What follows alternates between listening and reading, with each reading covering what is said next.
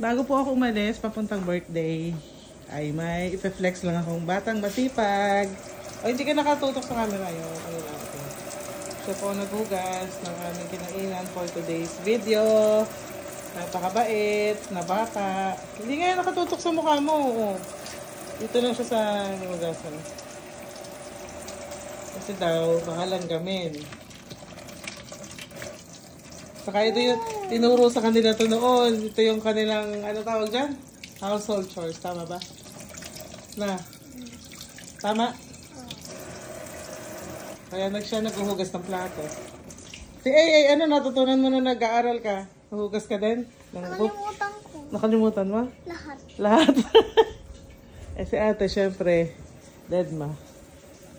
Diba dapat nag-ano ka, naghuhugas ka rin ng plato? Hindi mo abot yung lababo? Abot. Kumain ka na ba? Kami kasi ay kumain na. Hindi ko na na-flex yung ulam namin. Ako hindi pa. Ikaw hindi pa.